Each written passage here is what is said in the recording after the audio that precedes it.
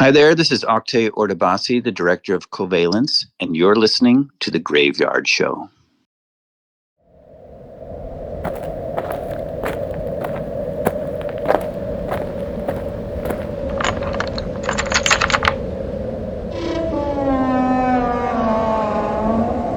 Welcome to The Graveyard.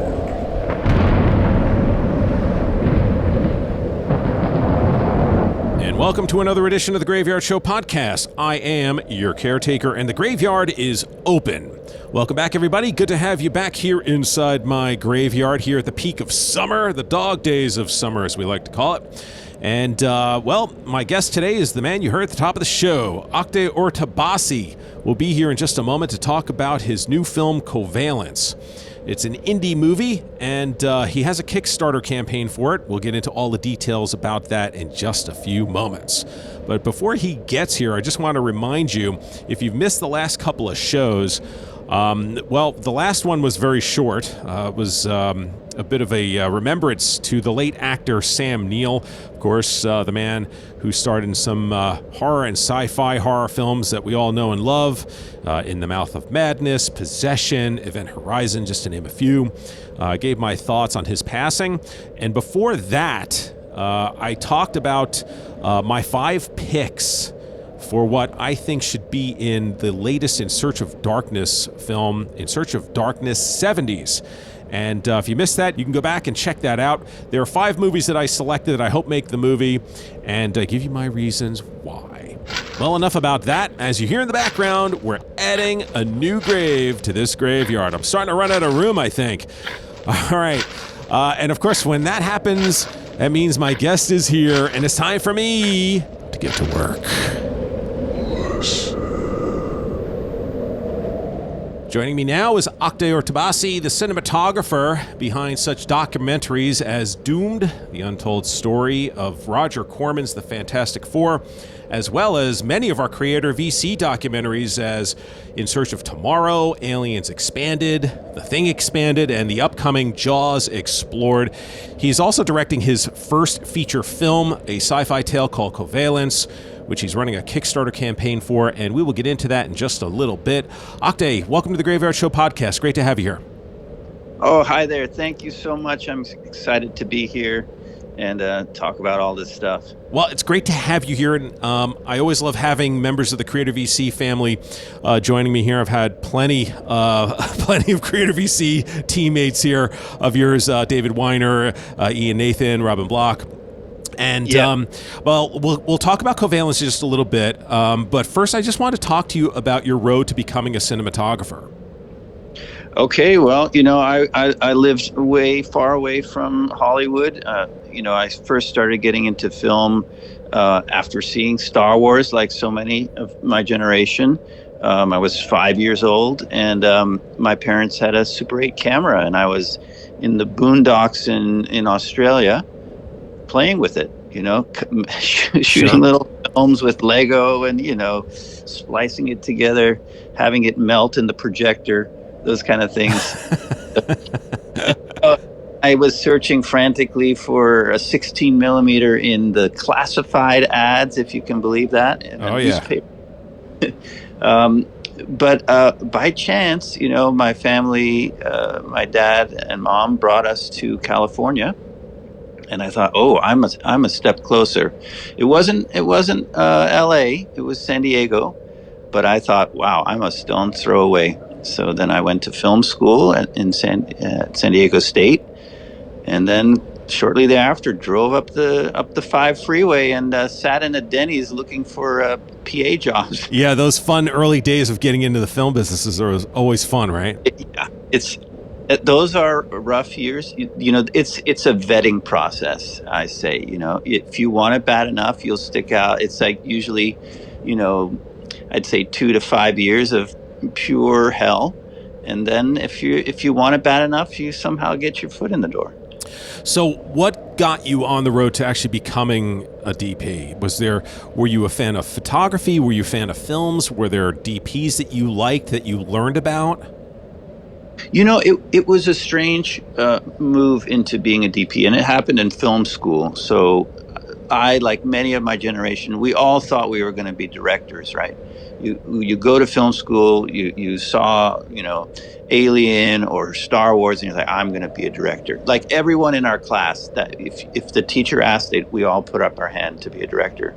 But what happened in the final years when we took advanced cinematography classes, nobody could figure out the light meter, because we were all like artsy director people, but I did. I started learning the light meters and the cameras and exposure, and then I found it very interesting and exciting because, and that's the thing I love about film. It's a meld between technical and artistic ideas. And so I started shooting everybody's film because I learned how to use the light meter. It's very important. I know when I was in school, photography was something that I really enjoyed doing. I wasn't very good at it, but I really enjoyed it. And there really is something to be said about learning how to use the light meter and how to actually get something on film. It's almost like, to me, cinematographers have always been that version of a photographer, because you're the ones who have to capture that image back in the day on film, now on digital. How was that learning for you? I mean, was this something that you learned pretty quickly? I mean, I'm sure you learned a lot by doing, but can you talk about that a little bit? So I was at that trend. Are you talking about going into digital filmmaking, or even just in the early days of actual film? Because obviously, film's a lot more expensive than digital, where you could just kind of erase stuff. Yeah. So there were definitely like worrisome moments, changing the film in the bag, and then somebody opening the mag and exposing stuff, and like, oh, did I have the ISO set wrong? Yeah.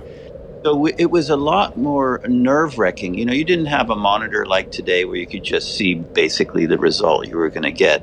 There was some, not guesswork, but like you were calculating everything, spot metering, and but I just found that all exciting. I didn't shy away from it, and you have to do filmmaking by doing. You can read all you want, you can watch all the YouTube videos, but in the end, you have to go out there and shoot. And I don't take anything away from today's filmmaking with monitors and digital. There's still an enormous amount of work and knowledge you have to make sure you can get it to look the way you want it to. That's the thing. One of my favorite things when I was taking photography was working in black and white, and to me, black and white almost seemed harder than working with color. Have you ever worked with black and white, and what's your experience with that, if you have? I've done a few short films in black and white, and we had classes where we just took black and white photography, and yeah, what I do like about black and white, it limits possibilities, right? So you have to work in shades. You no longer work in color. So you eliminate one set of infinite choices, Mm-hmm. and it allows you to focus on color tone and gradation. So, and you have to decide, the director or whoever, it has to decide what's the best way to tell their story. And then black and white could be one of those things. So it's just another tool in the chest, another, quiver that you can use to, create what you want. Now, I mentioned before about film being expensive, and you kind of get one take with it. Has digital made things easier for you, or has it made it maybe the same, or maybe even more difficult? I never felt like, I did a few films on, film when I first came to LA, and then it transitioned very quickly. I'm sort of that last generation that in my film school that actually did film. And I didn't find it easier or harder. It's just different, There was, I guess, a little less of that trepidation, like waiting for dailies, like was it all scratched, or, under like that. Hair in the game. I was pretty meticulous. I never had like one of those horror stories, but So that got eliminated. But you can have failures. I've had failures with digital cameras, like all of a sudden a corrupt file, or things. Those things still happen. It's surprising in this day and age. You can still have Yeah. these awesome failures. So no, I didn't feel like it was harder or easier. Just slightly different. Yeah, I was wondering, do you need to light differently for digital? You know, today I feel like we need a lot less light. That's sort of the biggest difference. Back then, depending on the ISO of the film stock, you sort of had to generally push a lot of light into it.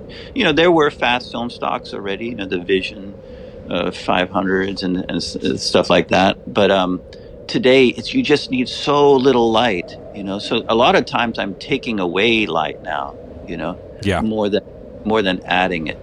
That's been the biggest change for me. Not so much the digital to film, but the sensitivity of the sensors today, which I find it's actually helpful. You can do a lot more with available light. Yeah, one of the things I noticed, you were kind enough to send over a clip for your film Covalence, and I'll get into that in just a moment.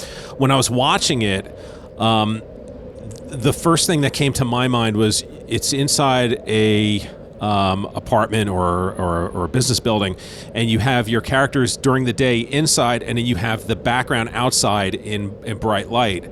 And I looked at that, and it was weird because the first thing I thought of was like, God, what a nightmare that must be to shoot.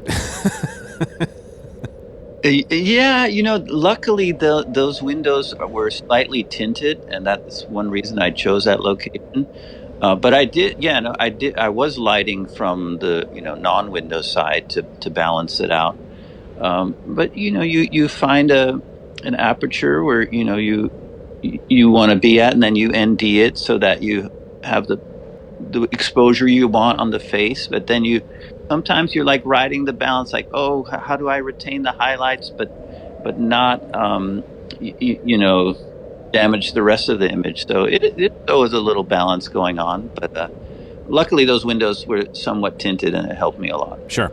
Now, I know there's some people out there that see the credits sometimes, or they see these titles, when they watch movies, and they may not necessarily know what the person does in that title. And I'm sure a lot of people see director of photography, and they probably kind of understand. As the director of photography, what is the relationship with the director? How important is it, and the communication? Yes. Okay. So I would call myself like a journeyman DP. So I'm not a white glove DP who sits in a chair and has tons of crew doing everything for them. So I'm generally also camera operator, Mm-hmm. and sometimes hands-on lighting as well. So I do all the, I work in all those things. But yes, the relationship with the director is the most important. And I always go into it and I ask them, what is your vision? I'm not going to come and bring, I don't get hired because I have a certain look. I don't understand that kind of angle, because the director has a certain story, and it needs to be told in a certain way. And a lot of times they have a good vision, and it's my job to bring that out. I may give ideas, or help them along on that process, but I don't try to come in and stamp my look on any film. And I hope that all my work looks completely different from each other. Mm-hmm. I want to have a style that's me. I want the film to have a look, its own look. So you've DP'd for both David Weiner, friend of the show, and Ian Nathan, who's also been on the show. So which one's the bigger pain in the ass? I'm just kidding. They're not. These guys are so amazing. They, supporters of this film. They are some of the best interviewers I've seen. They love and cherish these movies. That's why they do this stuff so well. So no, I love these guys. Yeah, I'm kidding, because I love David. He's been on the show so many times, and Ian was very nice when he was on here. I had to throw that out there in case David or Ian are listening, or both of them. They're very nice guys. So as far as getting involved with Creator VC, talk about how you wound up getting hired and working with them. Yeah, I have a studio in Burbank, California. It's, I'd call it an insert stage, but it's soundproof and it's air conditioned, and we have all kinds of lighting. And David found us. David Weiner found us, and he said, you're not going to believe this, but I have hundreds of interviews to do. And I said, sure. Like how many times somebody has told me these stories, and Yeah. but sure, they have.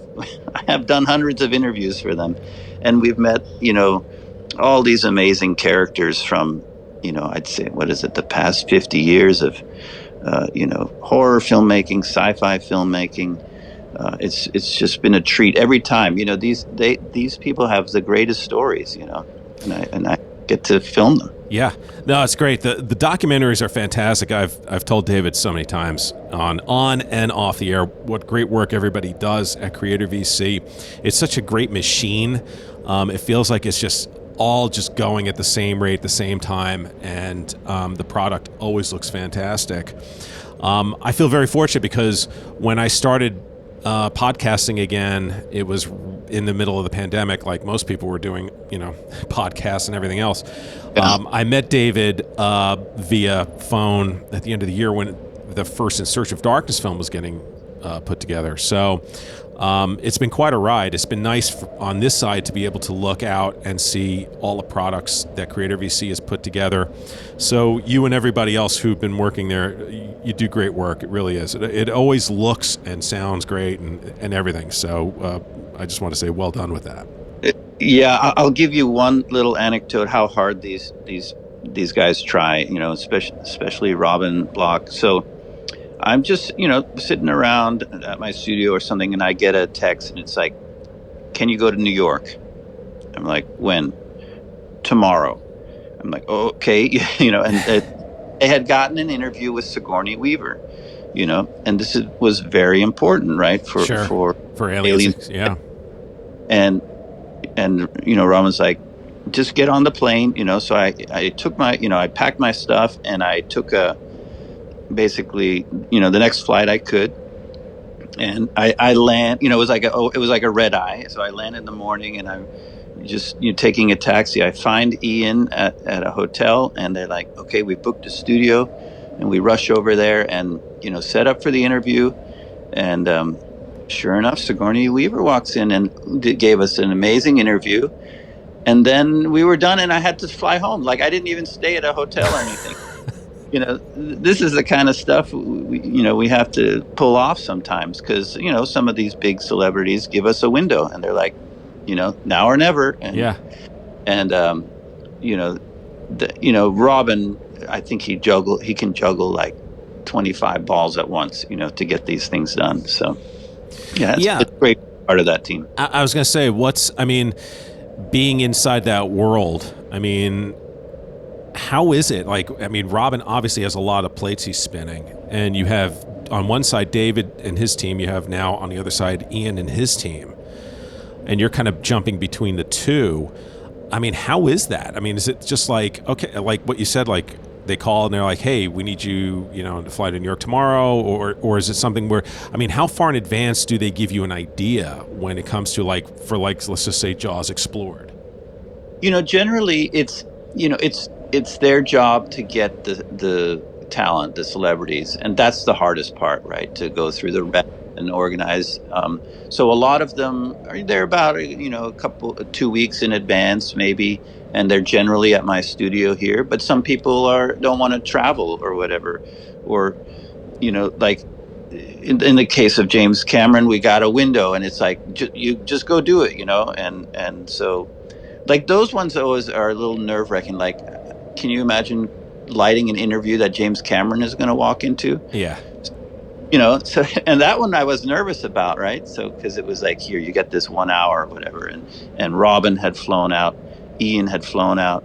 And so, they brought us into this, storage room, and had all these great props, the Titanic boat, etc. So I lighted up, and thank God James Cameron comes in. He's like, "Looks promising." And that's all he said, and he was looking at my lighting, and I thought, thank goodness. He could have said, this looks like crap, and walked out. You know what? You know, I don't know. Of So course. that was a good day. I was like, thank goodness he, thought the lighting was passable. So Hey, yeah, I'll take. Yeah, I hear you. It's like, okay, great. yeah, we were all happy that day. Well, let's talk about your film, Covalence. Why don't you tell everybody out there what the film's about? Okay, Covalence is it's an indie sci-fi. It's near future, dark, lo-fi, a film about a woman who goes to extreme lengths to reunite with her sister. So, talk to me about how the story came about and how long you've been putting this project together. Yeah, so this is a little bit. This is real and dark. When I was young, a friend of mine, her sister was being treated for attempted suicide in a hospital, and during that stay, found her way to the roof and jumped off, and luckily survived. Oh, wow. Very, very crazy, but survived. Is alive today and fine. But that stuck with me. That was such a shocking. I was there. Not, I didn't see it, but I was in the vicinity when these things were happening. So it was very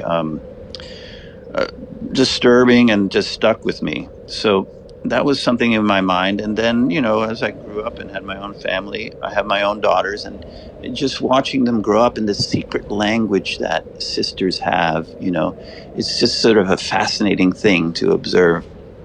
And so those two thoughts, swirled around in my head, and out of it came a script. Maybe about 5 years ago, I started writing on it. So.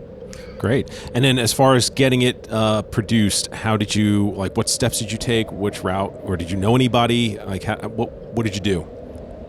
I have produced, a bunch of things with my production company. So I just do it myself. I do it all myself. I'm self-funding it.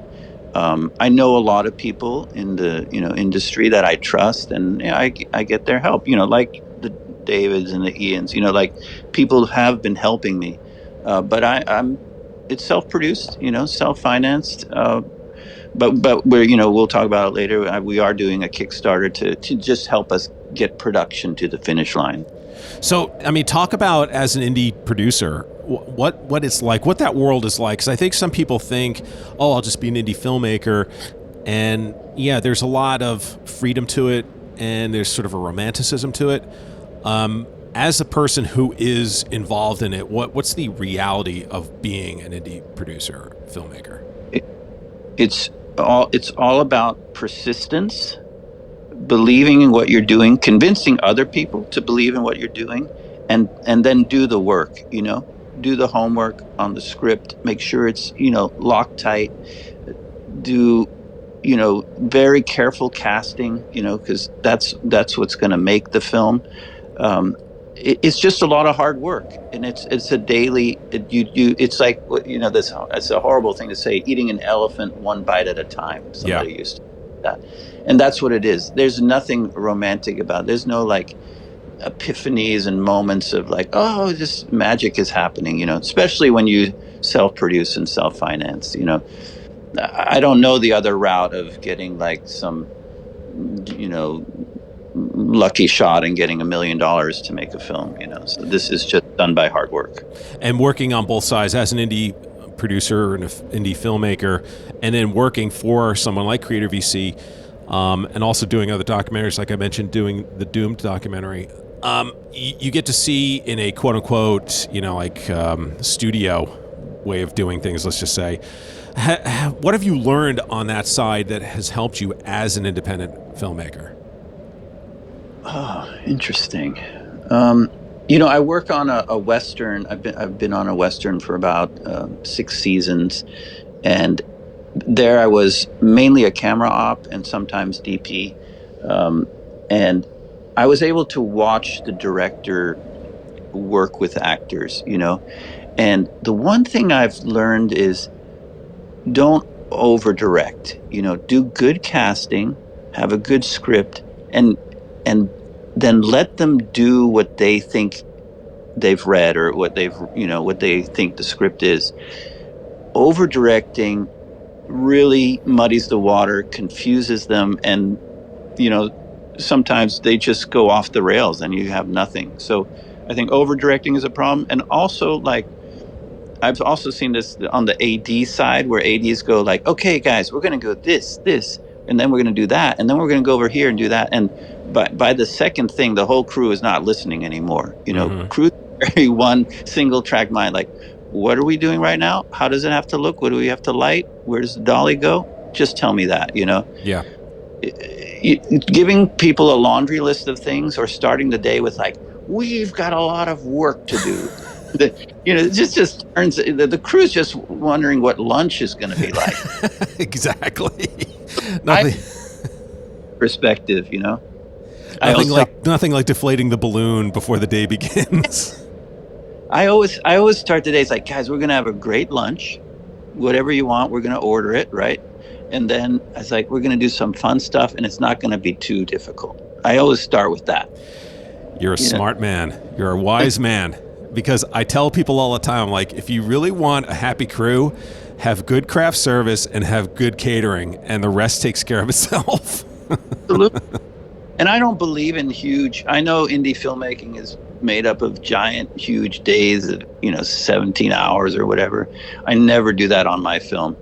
I always tell them, you know what, we'll get what we get done, and if not, we'll regroup and move on. Because I'm trying to do art. I'm not trying to like make a sausage factory here.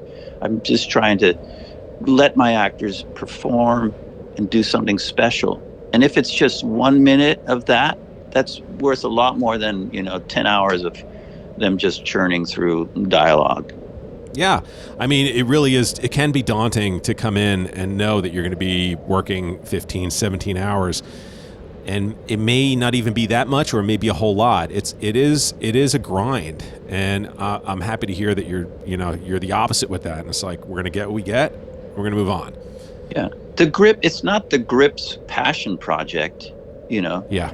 It's your passion project. And they're just there maybe for the money, or maybe because they're your buddy, especially on indie films, they're your buddy. But still, you have to respect that and understand, they're just there to help you. And so don't make it a torture fest. So. Well, I appreciate that, and every crew member listening to that appreciates that.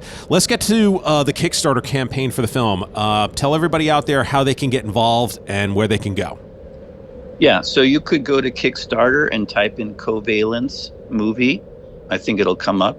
You can go to our Instagram and do Covalence_movie. You can look up me on Facebook, Instagram, and you'll see links to the Kickstarter. So that's the best way to find it. We're actually at 130% funding, and we have, I think, 17 days to go in the campaign. So I'm very grateful to all the people who've already supported us. That's fantastic. I know, thank goodness. I didn't want to have a Kickstarter that nobody, supported. It's like, hey, how did I get into the negatives? Yeah. I'm not a big with poster or influence or anything. I generally stay off of that. I do have like my professional accounts for my work, and so I've forced myself every day to post about this film, but it doesn't come naturally to me.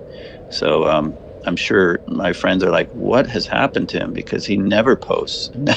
So, but it's been working, and I'm just trying to get people to meet my actors, see the film, see what the film's about. We're actually halfway done shooting, so it's something that's definitely going to get done. It's not a Kickstarter that has sort of doubts around it. It's something that's absolutely going to be completed. You're going to see the final product. That's fantastic. And yes, if you go to Kickstarter.com and type in Covalence, it will come right up, because I just did it. Okay. So it is there. And yes, you are doing really well. I mean, this is great. Yeah. I mean, this is fantastic. Congratulations. I'm really happy to hear about the success of this. And obviously, once the film's done, you want to come back, we could talk about it and get some press out there for it as well. Absolutely. Love to do that. This is great. Thank you so much for joining me here on the Graveyard Show podcast. And also, thank you for sending me the clip. What I'm going to do is, for those that are catching this interview on YouTube, at the end of this podcast, I'm going to attach the scene right after the podcast so you can watch it on there. And if you're listening to this on any of the podcasting networks, you're going to have to go to the Graveyard Show podcast YouTube channel to find it there. Oktay, thank you so much for joining me here on the Graveyard Show podcast. It was great having you here. It was really lovely meeting you. Good luck with the film, and we'll have you back again when it's out and people can see it. Awesome. It was my pleasure. And as I put this interview to rest, I want to thank Oktay Ortabasi for joining me here on the program. It was really nice meeting him. Thank you, David Weiner, for helping connect us to do this interview as well. Covalence is on Kickstarter, as we just mentioned. And again, for those of you on YouTube, stand by, because after the video is done, the scene that Oktay sent me will be at the very end. Or you could just jump right to it. I still think it's 1980s television. So anyway, it's at the end of the podcast. You know where to find it. Anyway.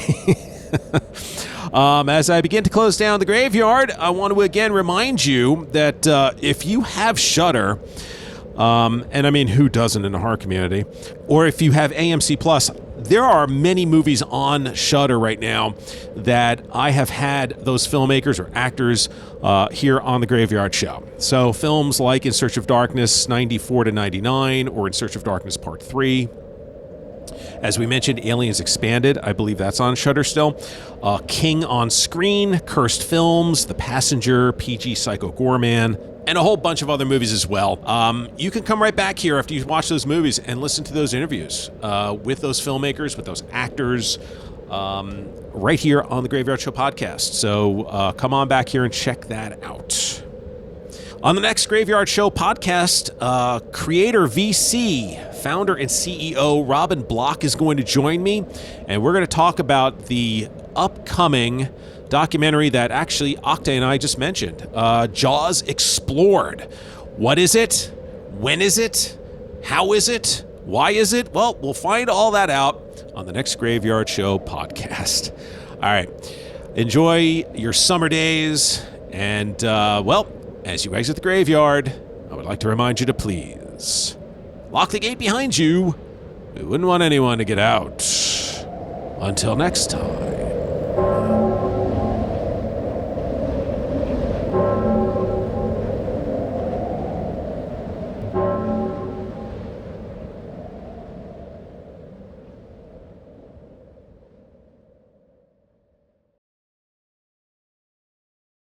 It's a miracle.